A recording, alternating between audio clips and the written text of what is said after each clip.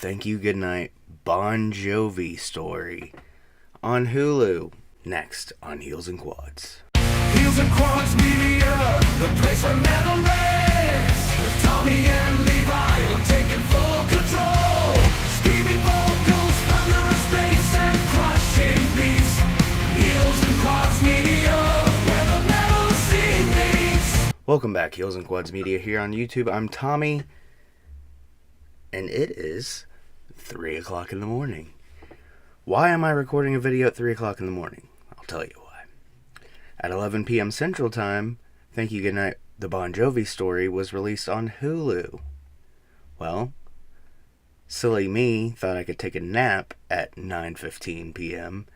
and be up in time to start watching it at time of release, record a video, get it out, do all 4 parts, get it all done in a 12-hour period. That doesn't seem to be the case. So I've now watched part 1, and I want to talk a little bit about it. I'm going to go watch part 2, come back, record another video, part 3, so on and so forth. So the biggest takeaway from part 1 is it's a lot like the Bon Jovi Behind the Music that came out in 2000, because it came out around the time of Crush. For a diehard Bon Jovi fan such as myself, you don't learn a ton. You see bits and pieces of things that you might have heard about through interviews, or you see pictures that you might have seen before, especially now with the internet. Obviously, you can find just about anything you want to find on any band. But there was enough, even for a diehard fan, to keep you engaged. I thought the opening with John in the warehouse putting on the Giant Stadium tape from the first time they played Giant Stadium in '89 on the New Jersey tour, that was one of the biggest takeaways, knowing that there's a pro shot video of that. Like, when will we see that? I would love to have that on a Blu-ray, especially like with 2024 being the 40th anniversary of the band. I mean, obviously they could wait until the 40th anniversary of New Jersey in 5 years or 4 years, some kind of bundle package, but I'd like to have it now. That's one show that I've always kind of wanted to see, being, that New Jersey band a la Bruce Springsteen, who's also featured in the documentary and pretty heavily in part 1.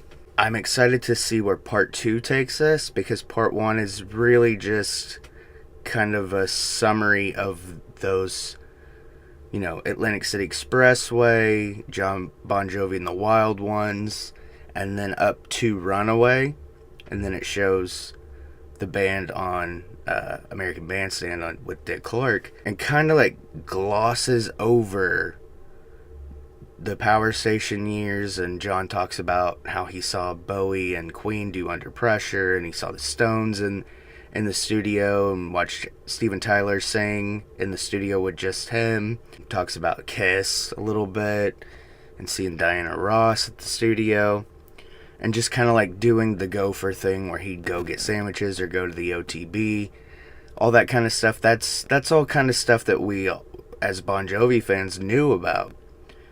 But then there was also like the tie-ins of the 2022 tour, when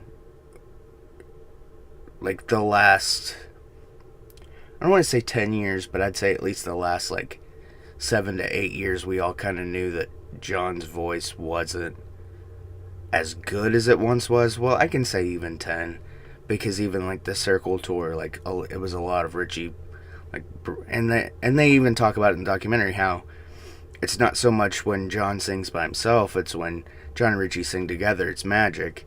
The harmonization of those two voices together kind of made that Bon Jovi sound. The 2022 tour, which I didn't know this was kind of a fun little nugget of information.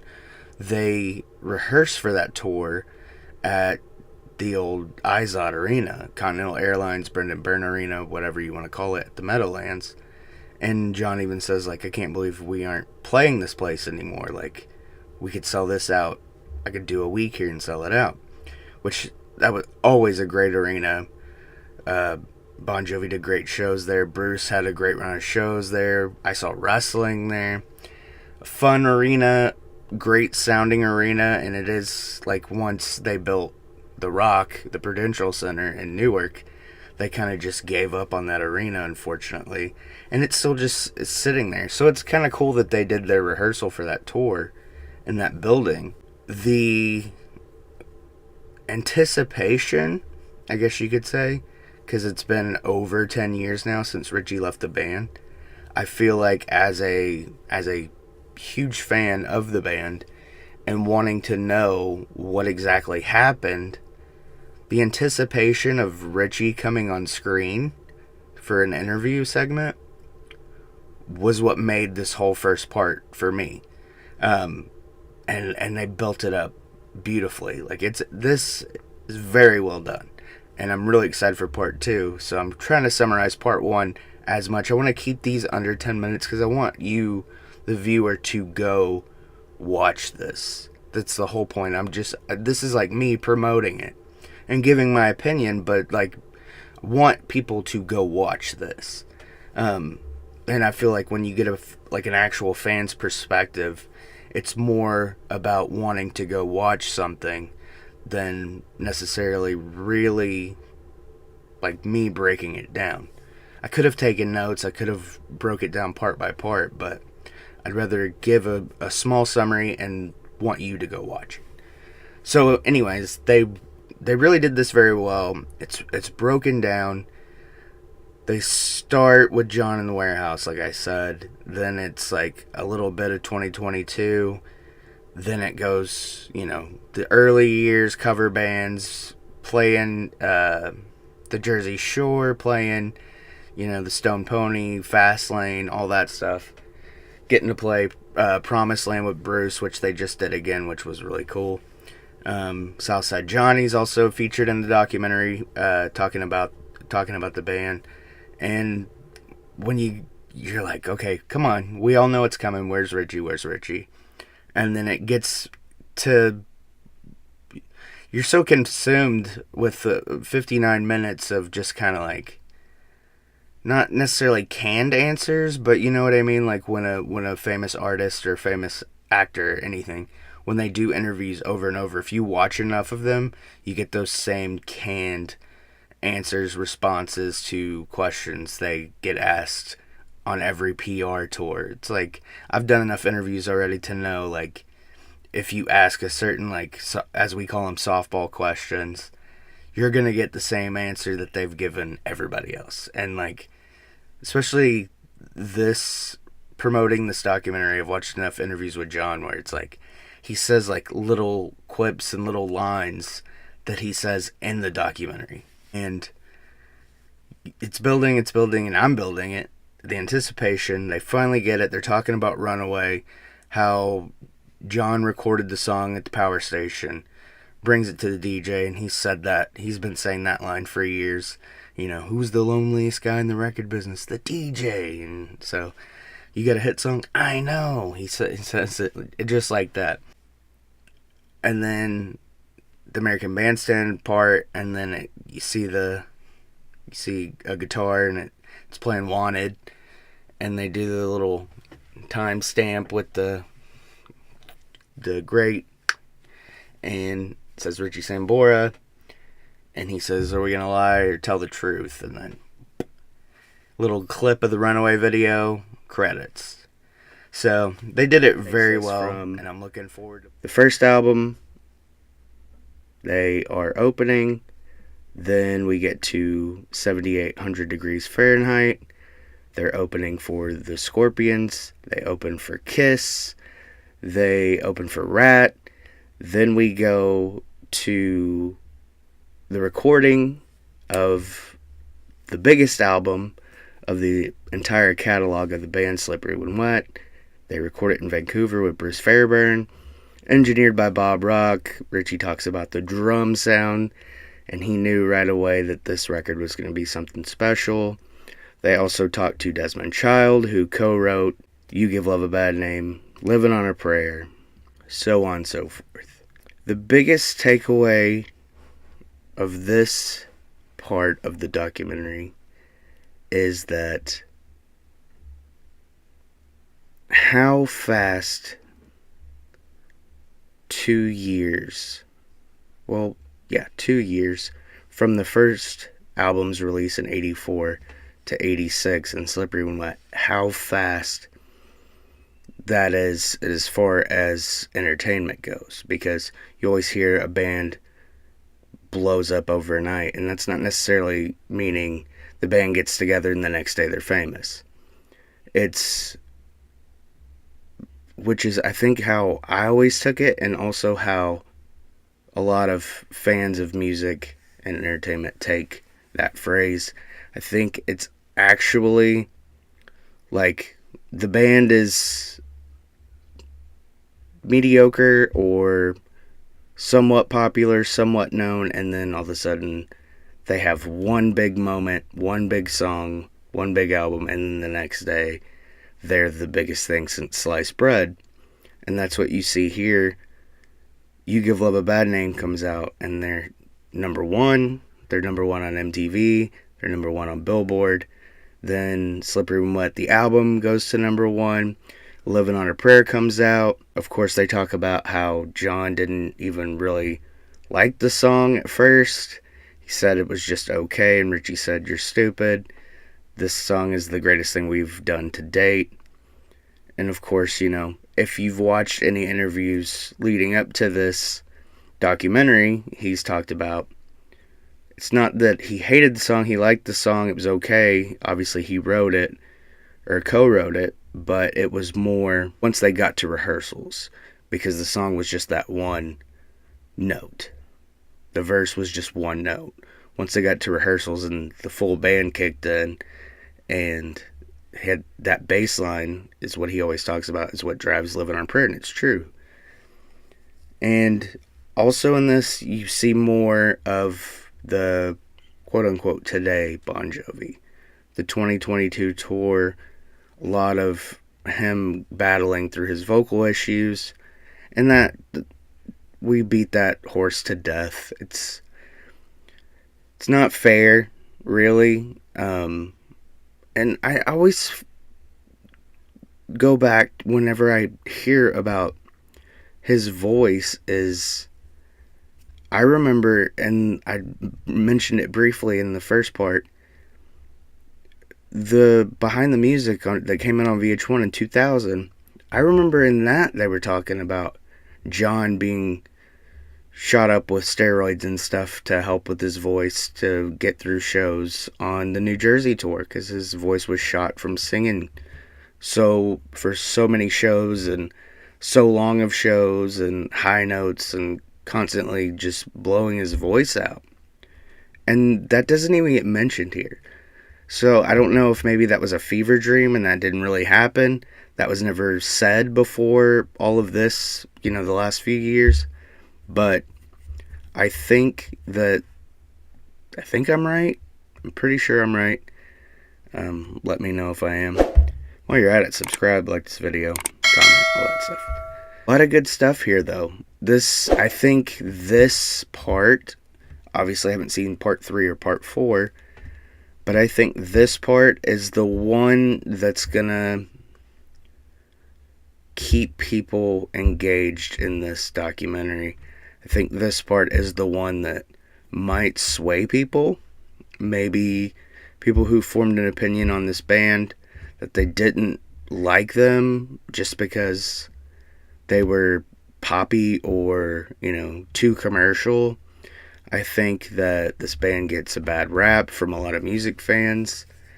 Obviously, they have a huge fan base and they're popular and all that, but I mean, real music fans should, really dive into this band and see that they're not just, poppy hits. There's a underbelly to it. And the story is very charming, and they talk about the Moscow Music Festival. They the end of the documentary shows the last show of the New Jersey tour in Guadalajara, where there was a riot, and it had nothing to do with the band, but they were having to kind of like make peace to even do the shows because they were all ready to go home because they were all sick of each other and they were sick of being on the road. And then there's a moment, though, where they're interviewing Jon in 22, and he's sitting on a couch while they're on tour, and he's talking about how he always told the band that if they listen to him and kind of follow his lead, he'll take them where they need to go. He starts to break down a little bit, and he says, "I'm not going to let you see me cry." And then he starts to tear up, and it's like, I don't think I've ever seen Jon Bon Jovi cry. In all of the interviews I've watched and through the years, I've never seen him, and, you know, they had documentaries before, they've had home videos. I've never seen him almost that vulnerable. It's kind of odd. It's almost like watching, you know, your dad cry in a way.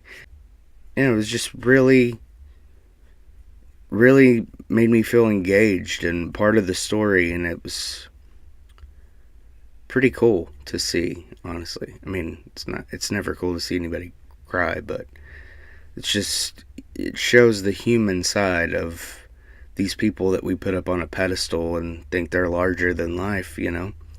They're just like everybody else, and you can also tell in this that the digs that people took about his voice and stuff really bothered him, and how personal he took it. And, you know, I think people, even like myself, who like critique things, it's like, how do you feel when people critique you? You know, you have to have tough skin, sure, but like I said earlier, you can only beat a horse to death so much before it's just too much.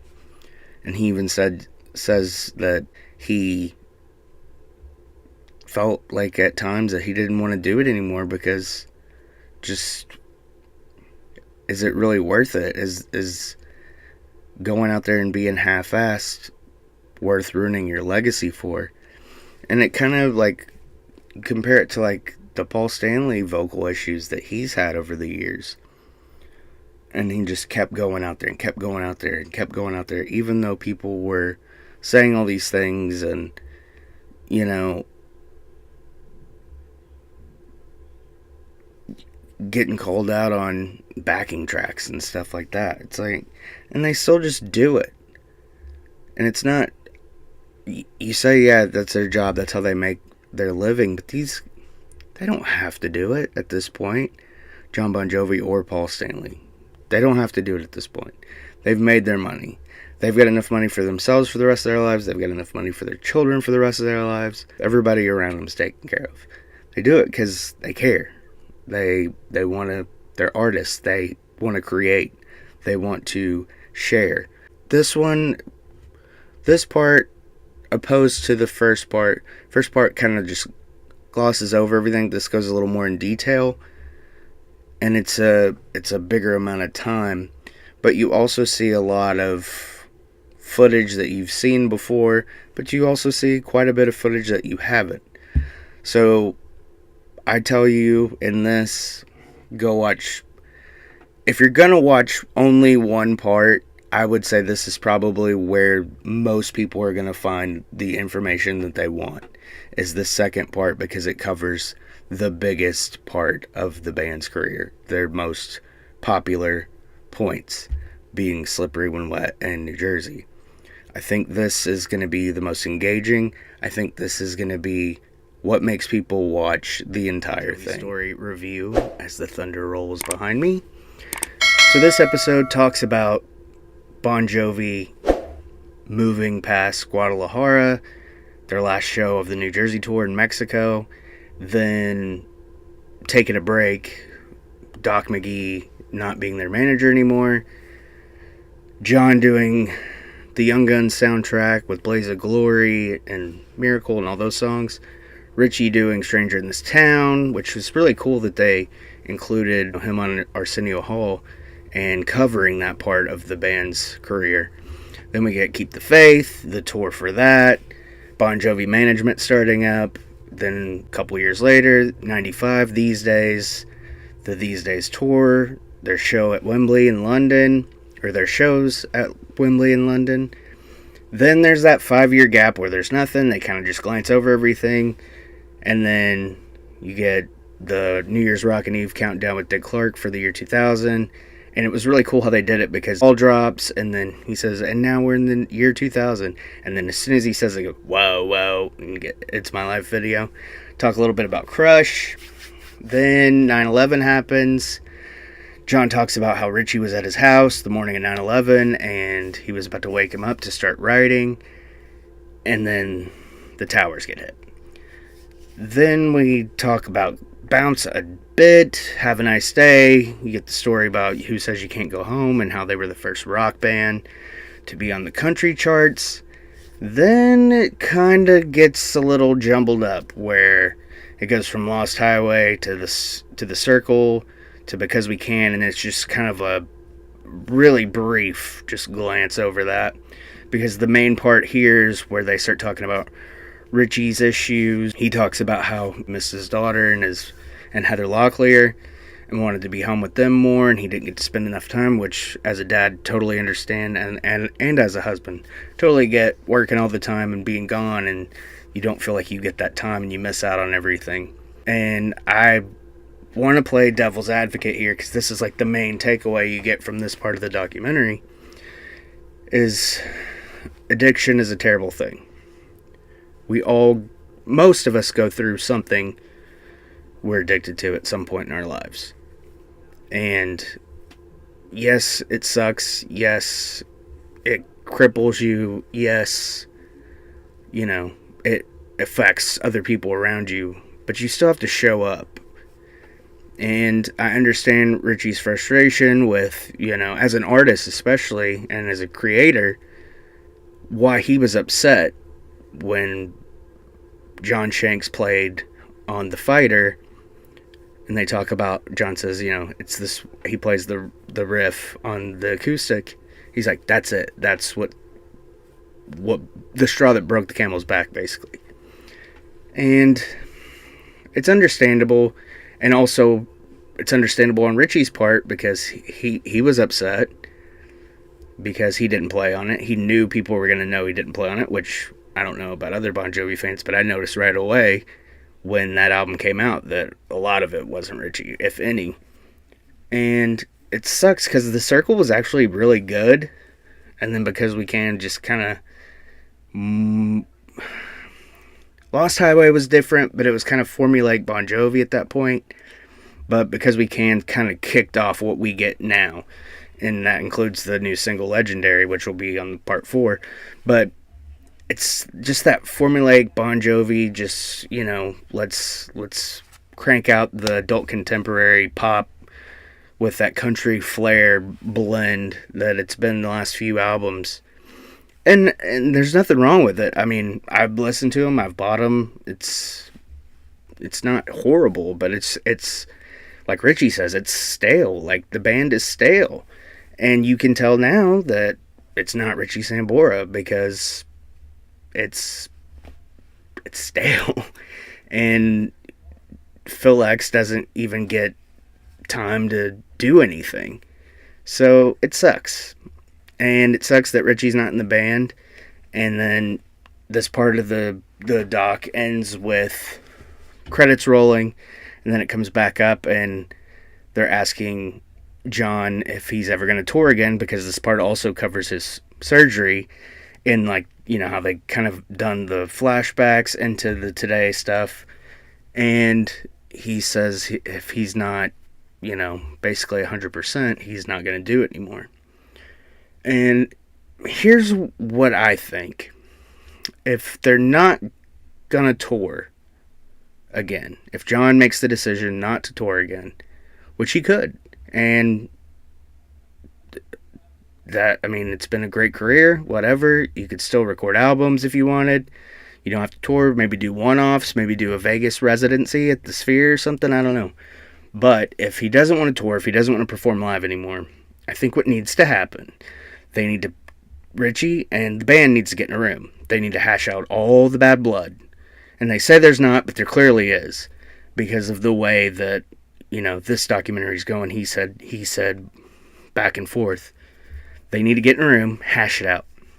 They need to do a week-long stand at MetLife Stadium in New Jersey and give everybody a chance to kind of go see him one last time. Do it at home. You're on home field. You got home field advantage. Nobody's going to care what Jon's voice sounds like. You're not even going to be able to realize it. And having Richie there to help fill the gap, like Obie O'Brien says in the documentary, that had Richie been there in 2022, when everybody was on Jon's ass about how he sounded, if Richie would have been there, nobody would have even noticed, because he is what bridges that gap. His vocal, the way they harmonize together, is what bridges the gap and what makes Bon Jovi that Bon Jovi sound. And you can tell in the last 10, 15 years, or 13 years, however long it's been, since 12 years, since Richie's been gone, that's what's been missing. And it's like, they don't want to admit it. Jon doesn't want to admit it. And that's fine. It's his band. He is the one with the record deal. But I'm sure people tell me in the comments how I'm not a Bon Jovi fan and all that, like they did when I reviewed the Legendary single when it was first released. I'd heard it twice at that point.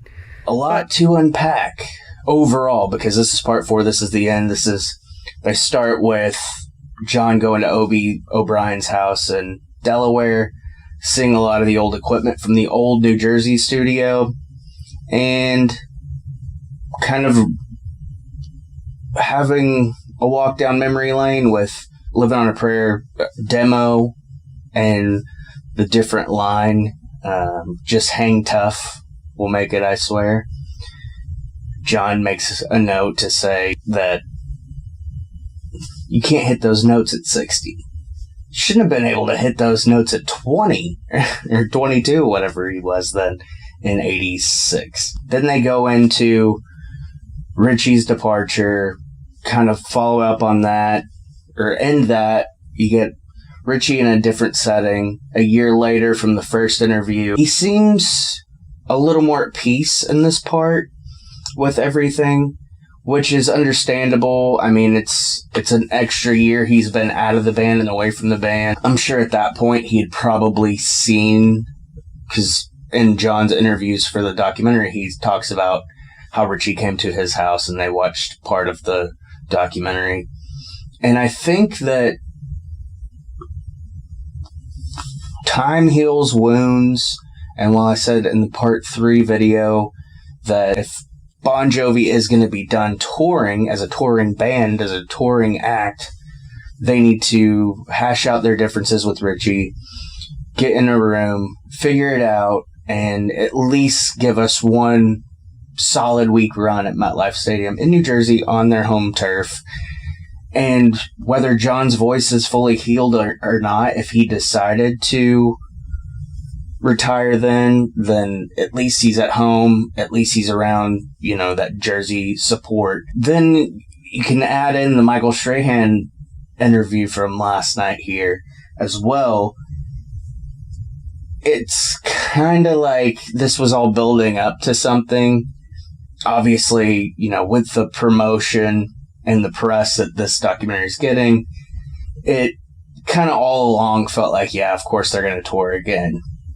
Now, Jon says it'll be next year if they do, and that leaves hope that they'll work this out with Richie. And Jon says that, he's welcome. Jon's not hard to find. The band's not hard to find. If he wants to jump up and play with Phil and Jon Shanks, that is, then he's more than welcome, which is kind of weird. More or less, and I had a comment yesterday that someone said that Jon Shanks needs to go. And while I agree with that as far as a performer, he is a pretty good producer, and he helped out a lot with the songwriting, especially on the last few records. I agree he should not be a stage performer. However, I wonder what the dynamic between Phil and Richie would be. Would Phil be okay possibly taking a back seat and playing a little more rhythm? Or would they kind of do like a dueling lead kind of thing as opposed to a rhythm guitarist and a lead guitarist? I think that obviously Richie has earned a spot in this band forever. I mean, you think of Bon Jovi, for the common folk, you think of Bon Jovi, which notwithstanding the people who consider Jon Bon Jovi's name to just be Bon Jovi, for the fans, not even the diehards, but fans of the band who've seen the band live, typically when you think of Bon Jovi, you think of John and Richie. Diehards, we think of John, Richie, David, Tico, Alec, and Hugh, because Hugh's been such a big part of the band since the beginning. So you can think of two bass players. And then, even Bobby, when Bobby came to fill in, and they talk about that in this part of the documentary, in the last part, Bobby was there because they knew that it would eventually happen. It wasn't if, it was a matter of when. And looking back now, it kind of makes sense with especially Lost Highway. That's kind of when Richie seemed to be in the peak of his issues. And whether that's true or not, I don't know. I wasn't there. I'm just, as a fan looking in, it seems like that is kind of where it all really got bad. And Lost Highway is a great record. Richie plays great on it. Obviously the vocal harmonies were still there. And then we go into the Circle. They talk about the Circle tour 11, Richie, which I guess kind of technically wasn't the Circle tour anymore, because they did the Circle, and then they did I think it was just called Live 2011, which I saw them on the Circle tour, and I saw them in 11, which I was part of that first group to see Phil X. And even though I knew Richie wasn't going to be there, I still went in with like the hope, because they announced, like, I got an email that said, even though you bought tickets, just like basically a heads up, Richie Sambora won't be there. And I was really bummed, because Richie's always been my favorite member of the band. I think Richie's an outstanding, not only backup vocalist, and co-harmony lead vocalist, but a vocalist overall, lead vocalist. His solo albums are great. I think that when that happened, it just kind of I always bought the records, no matter what. And then What About Now came out, and Richie was back, and I bought that. And I even bought the single when Because We Can first hit. And I was just like, it doesn't feel the same. And even, I think they made two different versions of the video and song, one without a solo and one with a guitar solo. So they don't really touch on that. It's more of the Fighter and why that is the main, like, the straw that broke the camel's back, like I said in part 3. But I kind of wonder if, like, Richie, that was kind of like John's way of, like, reaching out to Richie and be like, hey, we've already done it, but if you want to go lay down a solo, we'll have two different versions that come out of this song. They go through This House Is Not For Sale, 2020. Then it's John's vocal recovery throughout, and he tries to sing. He's in the home studio. He tries to sing. It doesn't. He says it sounds like shit. It shows him walking around outside. Then it basically builds up and builds up and builds up, and it ends with the recording or eventual rehearsal of the new single Legendary, which I've reviewed on the channel. Go back and watch that. While you're at it, subscribe, leave a comment. Like this video, of course, like all the videos, and leave comments on all the videos. Tell me how you feel about my thoughts on it. A summary of the whole thing. I think the documentary is very well done. I think at times it's one-sided. but also I think that they did a pretty good job of looking at it from both sides of the story. Now, to every story, there's two sides and there's two truths. There's each individual truth, and then there's the actual truth. I think that, especially, Bon Jovi's always been the band, and they've said in previous documentaries and interviews that, they don't air their dirty laundry in public, which this is a huge deal, and it became public. But it's always been very vague why Richie left the band, why Richie didn't return to the band. And I see it from both sides. Now, obviously, I just said I'm a huge Richie Sambora fan, but I'm a huge Bon Jovi fan, and I just want the band to be whole again. And I don't think it's going to be whole without Richie there. They made it without Alec, but like I said earlier, Hugh has been such a huge part of the history of this band, and the fans welcomed him. I like Phil X. I think he's got a great personality. I think he's a great guitar player. I think he could potentially bring a lot to the table if he was allowed to bring it. I don't know that for sure either, but I don't feel like he's allowed to be the best Phil X he can be, because his bands that he's in are a little heavier. His biggest influence is Eddie Van Halen. You can watch his YouTube videos, and they're fantastic. And he's a great, great guitar player. And while I understand even somebody in his position where you don't really play that kind of music necessarily, or that's not really your expertise, you're a little more harder rock, like, it's gotta sting a little bit when you're asked to replace somebody and he talks about it. And while, it's a great gig. It's one of the biggest bands in the world of all time. Over 100 million albums sold. And it's easy to say yes to that, but it's also kind of shitty for him, because not so much playing the Richie parts, because I think that would be awesome for any guitar player to be able to play, the Richie Sambora parts in Bon Jovi. I think it's shitty because now that Richie's been gone over a decade, that Phil's been there, paying his dues, playing the road, gaining fans, gaining part of this Bon Jovi fan base, even though there's a few, and sometimes myself included, that are always going to say it's not Bon Jovi without Richie.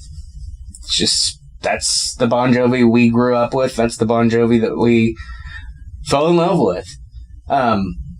But I think this band would be a lot better, Richie notwithstanding. If they're not going to do a reunion with Richie, let Phil show his chops. Let Phil X do his thing. Let him have his own solos. Like, I honestly, going back to what I said earlier, I honestly don't even know why John Shanks is there. Like, it's cool to have, all that stuff going on to fill the gaps and stuff, but I don't think it's necessary. And he could be the nicest guy in the world, and I'm not shitting on him by any means. I just don't think he's a good fit. He's very, very statuesque on stage, and it just kind of brings it down. John's moving around, Phil moves around, bangs his head. Tico's an animal. David Bryan is the animal. I've called him Animal. That's been my nickname for him forever. Hugh's just, funky David Letterman. That's what he's always reminded me of. David Letterman with a funky bass line. But yeah, what did you think about the documentary? That's more important than what I think about it, because I'm just rambling. And I'm a fan of the band. I'm a fan of Richie Sambora. I'm a fan of John. Tico, Dave, Hugh, or as, the fans call him, Huge. I want to know what you think about it. Have you seen the whole thing? Are you watching reviews on YouTube? How are you doing it? How do you feel about it? Do you feel like at times it's kind of a hit piece? Do you feel like me, it's kind of, they see it this way and then they see it this way and then they kind of come together in the middle, and then you're still just kind of undecided on what actually happened? Because that's where I'm sitting. I still don't feel like we're getting, either side's truth. Let me know what you think in the comments. Like this video, subscribe, and of course, tell your friends, tell your enemies, and I'll see you next time.